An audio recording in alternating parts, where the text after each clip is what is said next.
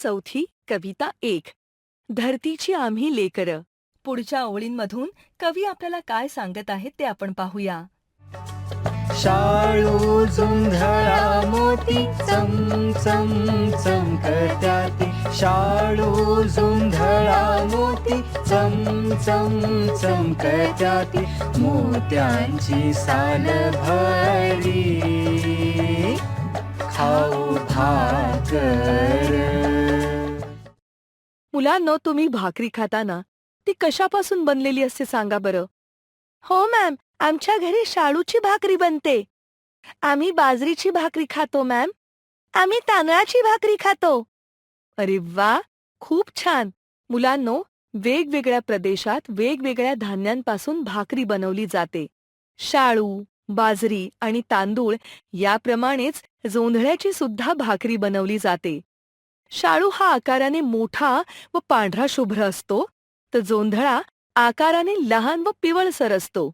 शाळू जोंधळा आमच्या शेतात मोत्यासारखे चमचम करतात आणि या मोत्यांची वर्षभर आम्ही भाकर करून खाणार आहोत, असे शेतकरी म्हणतो आहे. म्हणजे मुलांनो, शेतकऱ्याला आपल्या शेतात पिकणारे धान्य मोत्यासारखे वाटत आहे. यावरून शेतकऱ्याचे आपल्या शेतावर व शेतातील पिकांवर असलेले प्रेम दिसून येते. चला तर मग पुढच्या ओळींमधून कवी आपल्याला काय सांगत आहेत ते आपण पाहूया. स्थापू समानता पोलादी ऐक्यता. स्थापू समानता पोलादी ऐक्यता.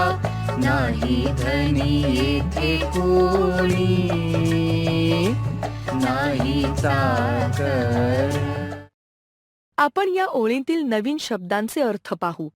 मुलांनो, पोलादी म्हणजे न तुटणारे, लोखंडासारखे मजबूत. ऐक्यता म्हणजे एकी, एकजूट. धनी म्हणजे मालक.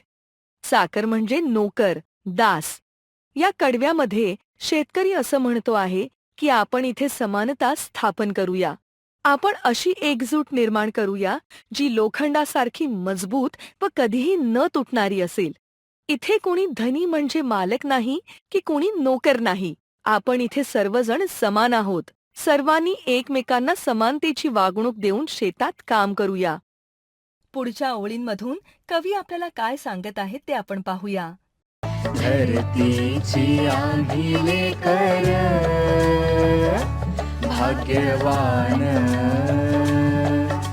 धरतीची आम्ही लेकर भाग्यवान. शेतकरी आणि त्यांची मुलं पुन्हा म्हणत आहेत की आम्ही धरतीची भाग्यवान लेकरं आहोत. अशा तऱ्हेने कवी द.ना. गव्हाणकर यांनी या कवितेद्वारे शेतकऱ्याच्या मनातील शेतीविषयी असणारे भाव व्यक्त केले आहेत.